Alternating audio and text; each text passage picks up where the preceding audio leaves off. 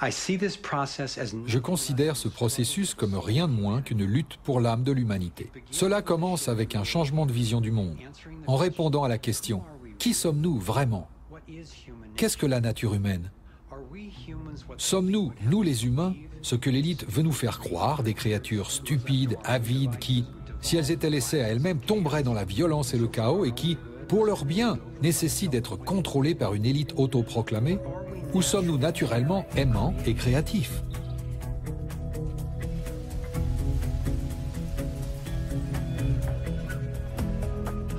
Je crois que quand les gens seront en bonne santé et qu'ils auront ce qu'il faut pour survivre, nous pourrons créer un monde basé sur l'intégrité,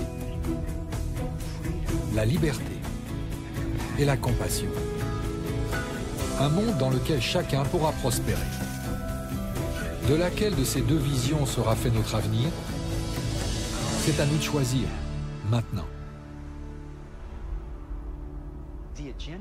Le programme de l'élite dirigeante résulte d'une vision du monde destructrice, basée sur leur croyance qu'il n'y a pas assez pour tout le monde, que certaines personnes sont plus méritantes que d'autres et que leur propre sécurité dépend du maintien d'un contrôle absolu sur le reste d'entre nous. En bref, leur vision du monde est basée sur la pénurie et la peur.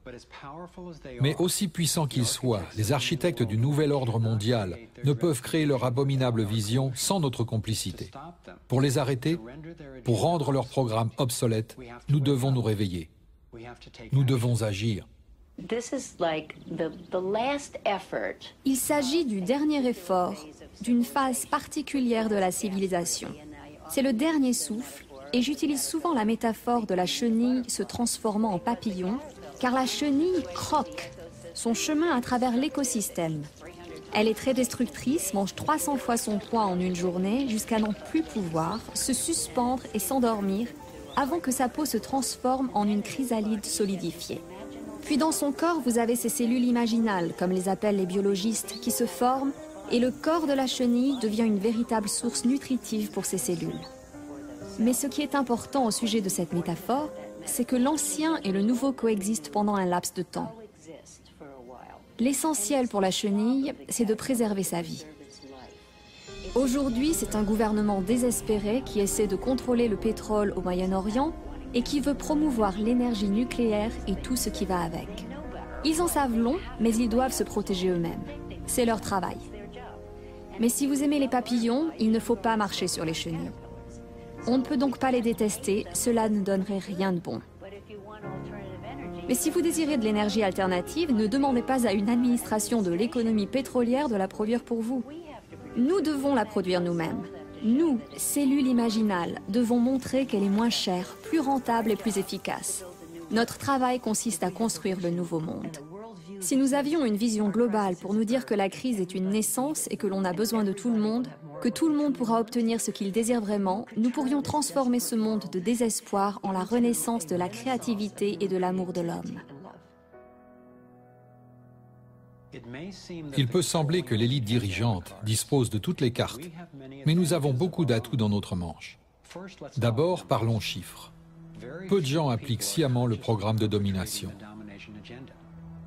La plupart de ceux qui participent à la mise en place de ce plan ne comprennent pas le tableau d'ensemble auquel ils prennent part. Selon mes calculs, nous sommes plus d'1 million de fois plus nombreux que les véritables architectes du plan, rien qu'aux États-Unis. L'écologiste et entrepreneur Paul Hawken estime qu'il existe désormais plus d'1 million d'organisations dans le monde qui travaillent pour la justice sociale et environnementale, soit le plus grand mouvement social de l'histoire de l'humanité. Ce mouvement, connecté électroniquement, pourrait devenir un réseau de réseaux qui constituerait la force activiste pour le changement la plus puissante de tous les temps. Si l'on se penche sur les personnes qui sont engagées dans la rénovation de cette terre, qui s'impliquent pour stopper les dommages, résister à la déprédation, nourrir le changement et réimaginer ce que signifie être un humain, même sans être optimiste, on a la surprise de constater qu'il y a dans ce monde un groupe de personnes extraordinaires, beaux, splendides, fervents, qui se bat pour tout ça. Le second atout dont nous disposons est que tous les centres de pouvoir que l'élite contrôle nécessitent notre participation. Si un nombre suffisant d'entre nous lui retire son soutien, leur plan ne peut pas fonctionner. C'est vrai pour les banques centrales, les institutions militaires, les médias institutionnels, le gouvernement et bien d'autres. Et suivant l'exemple de Mahatma Gandhi et de Martin Luther King Jr., nous détenons le pouvoir de non-participation non violente. Essayer de dominer la vie des autres requiert une quantité énorme d'énergie, de ressources et de tromperie. D'un autre côté, si nous nous tournons vers la liberté, nous avons pour nous la force évolutionniste de la vie et ce que Gandhi appelle Satyagraha, ou le simple pouvoir de la vérité.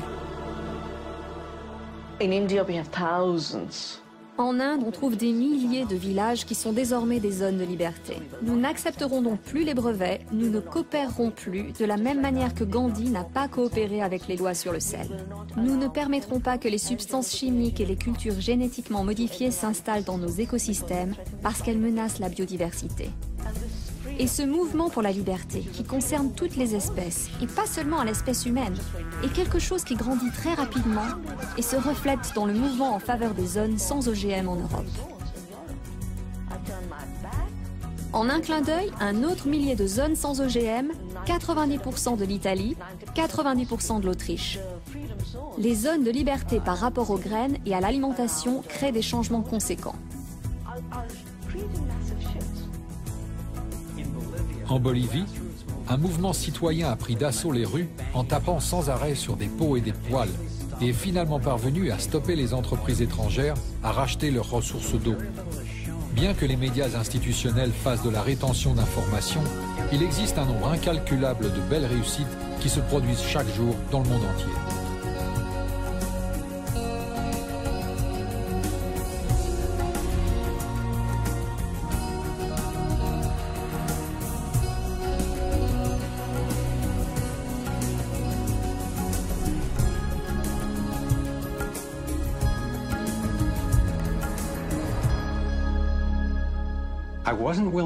Je ne souhaitais pas réaliser ce film sans être sûr qu'il existe des réponses pour faire face à la crise. Et aujourd'hui, le pouvoir d'Internet nous permet de partager l'étendue et la profondeur de cette recherche. Nous avons passé des années à créer un vaste site web, thrivemovement.com, qui rassemble tout et diffuse l'information, ainsi que ce que nous pouvons en faire. Il est accessible à tous. Vous y trouverez vraiment votre propre module de navigation pour aller plus loin dans les sujets principaux abordés dans le film, code, problèmes et solutions. Vous pouvez étudier les stratégies et les tactiques et vous connecter avec les autres afin de mettre en place des actions importantes. Chaque fait énoncé dans ce film a été vérifié par une autorité extérieure dont vous trouverez la référence sur notre site web. Ce navigateur de secteur facilite la pensée de systèmes entiers qui reconnaît que les actions effectuées dans un domaine ont un impact sur tous les autres. Le centre du navigateur de secteur s'appelle Vue du monde, car il détermine comment nous expérimentons tout ce qui se passe en nous et autour de nous. Dans chaque secteur, vous trouverez des questions critiques, des ressources, des stratégies de groupe et des actions individuelles pour apporter un réel changement de manière pacifique et productive. Notre arbre de ressources vous mettra en lien avec les personnes, les organisations, les médias que nous vous recommandons le plus pour vous aider à vous instruire et à vous engager encore plus. On m'a encouragé à découvrir qu'il existe un certain nombre d'actions qui, rassemblées, peuvent faire le poids. Ce n'est pas sans fin. Une fois que l'on a une vision de l'image dans sa globalité, nous cherchons à savoir ce que chacun d'entre nous peut faire pour aider à l'accomplir. Jetons un œil aux antidotes stratégiques à leur domination économique. Nous devons cesser tout renflouage des banques ou des entreprises, démanteler la réserve fédérale, retirer le soutien des contribuables aux agences bancaires centrales telles que le FMI ou la Banque mondiale, permettre le développement de monnaies alternatives et de banques indépendantes et refuser les taxes internationales. Je mets l'accent sur les solutions qui existent aux États-Unis, car c'est ce que je connais le mieux. Mais comme la situation est globale, voici les principes sur lesquels les stratégies de solutions sont basées. Voici quelques actions tactiques que nous pouvons entreprendre en tant qu'individus, qui ne prennent pas beaucoup de temps ou d'argent et permettent d'établir une réelle différence sans plus attendre. Soyez informés, Intervenez et mettez-vous en lien avec les autres. Choisissez une banque locale. Lorsque nous transférons notre argent depuis les grandes banques centralisées vers des coopératives de crédit et des banques possédées localement, nous retirons notre financement au problème pour financer la solution. Achetez et investissez de manière responsable. Chaque dollar dépensé véhicule un message. Rejoignez le mouvement. Nous devons auditer et mettre fin à la réserve fédérale. Elle nous vole. Rejoignez une coalition pour que l'Internet reste juste et ouvert. Ne laissez personne s'en emparer. Soutenez les médias indépendants. Multipliez vos sources d'information et demandez-vous qui finance les journaux que vous lisez. Achetez des aliments bio, sans OGM. Militez pour des élections honnêtes, pour la traçabilité des bulletins de vote et pour une réforme du financement des campagnes électorales.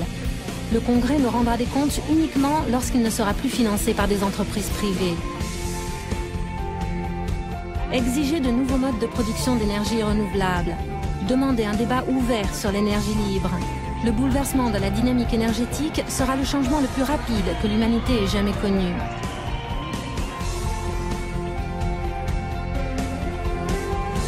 Participez aux actions de masse critique.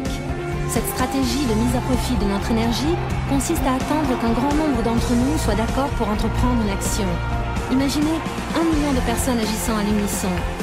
Imaginez bien plus encore.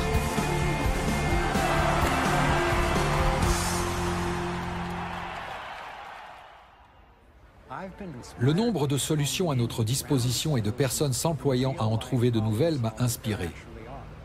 J'ai été particulièrement touché par le travail effectué par Aquila Sherrills. Il est parvenu à négocier une trêve entre les gangs des Crips et des Bloods. Le processus de négociation de paix dans ces quartiers nous a fait découvrir que le conflit peut être sain. En fait, ce sont les conflits non résolus qui mènent à la violence. La première année d'application du traité de paix a été un vrai succès. Les homicides au sein des gangs ont chuté de 44% dans le quartier grâce à notre action. Aquila décrit le déroulement de la rencontre entre deux chefs de gangs rivaux après la trêve. Le type est allé le voir et lui a dit « Écoute mec, je sais que tu as des choses à me reprocher. Et moi aussi j'ai peut-être des choses à te reprocher. » Puis il a dit « Mais avec la trêve, je suis prêt à mettre tout ça de côté. » Il a ensuite tendu la main, il l'a serré dans ses bras et il a dit avoir fermé les yeux car il s'attendait à se faire poignarder dans le dos. Il s'attendait à recevoir une balle dans le ventre. Mais après quelques instants, il s'est rendu compte que cette accolade était sincère.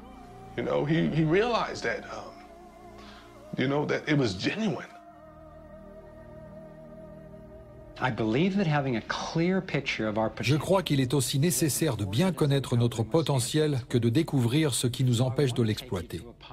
Je veux ainsi vous emmener vers un futur auquel il est possible d'accéder. Il s'agit d'un monde que l'élite s'efforce à qualifier de chimérique, mais je suis convaincu qu'il est parfaitement possible de l'atteindre. Nous pouvons créer un monde dans lequel l'humanité pourrait prospérer, dans lequel nous nous sentirions en sécurité. Un monde où l'air, l'eau et la nourriture seraient sains. Un monde dans lequel les communautés seraient en mesure de produire leur propre énergie, leur propre nourriture. Un monde dans lequel le commerce serait ouvert et équitable. Au lieu d'être répressive, la justice travaillerait à reconstruire des vies et à consoler les pertes. Les assurances paieraient les médecins pour veiller à notre santé. L'éducation est volontaire, en servant les besoins des individus et non pas celles des entreprises. Les médias seraient indépendants et intègres. Un monde sans subvention ni renflouage. Imaginez, avec un système monétaire honnête, avec peu ou pas de taxes et des factures énergétiques faibles, vous auriez assez d'argent pour rembourser votre maison et votre voiture. Vous pourriez épargner et investir. Vous seriez plus riche, plus libre et plus en sécurité, en travaillant autant, voire moins. Imaginons que je mette en place un fonds commun de placement dans mon quartier et que tous mes voisins en soient actionnaires. Bien, imaginons qu'ils aient fait quelque chose pour l'environnement et que la valeur de leur action est augmentée. Ainsi, au lieu de perdre de l'argent, ils en gagnent. Ils gagnent de l'argent en assurant la sécurité de leurs enfants et en sauvant la planète. Vous obtenez donc le beurre et l'argent du beurre.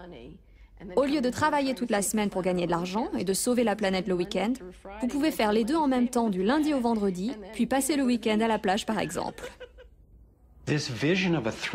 Cette vision d'un monde prospère s'appuie sur ce que l'on pourrait appeler la perspective de la liberté. Cette approche repose sur un principe simple, la non-violation. Personne ne peut porter atteinte à votre liberté ou à votre propriété et inversement, à l'exception des cas de véritable légitime défense. J'ai découvert qu'il s'agit de la seule règle que toute personne est prête à accepter, au moins pour elle-même. Je suis convaincu que la non-violation constitue le vrai nord de la boussole des valeurs morales de l'humanité et qu'elle est au centre de nos instruments de navigation. Cette idée peut nous guider et protéger chaque individu à mesure que nous mettons en place des systèmes gratuits et autosuffisants. Je suis prêt à défendre ce mode de vie de tout mon être et sans aucune réserve. Les travaux de l'économiste autrichien Ludwig von Mises m'ont profondément influencé. Il a développé tout un système philosophique et économique basé sur l'éthique fondamentale de la non-agression. Témoin des ravages du communisme et du fascisme en Europe, il a passé sa vie à tenter de trouver une voie équitable. Il a reconnu que ces systèmes, de même que le socialisme, et même la démocratie, présupposent à tort que les droits collectifs ou du groupe sont plus importants que ceux de l'individu. J'avais jusqu'alors toujours accepté l'idée que pour prospérer, il fallait prendre en compte les besoins du groupe avant ceux de l'individu. En étudiant cela de plus près, je me suis rendu compte que ce n'est pas vrai. Les gouvernements, au nom du bien commun, se sont rendus responsables de la plupart des guerres, des morts et de la destruction de la planète. Plus de 200 millions d'individus ont été tués uniquement au cours du XXe siècle. Comment pouvons-nous donc appliquer le principe de non-violation pour inverser cette dynamique? Il nous faudrait passer de la modification progressive d'un système fondamentalement vicié à une transformation totale, où non pas certains, ou même une majorité, mais tout le monde aurait la possibilité de prospérer.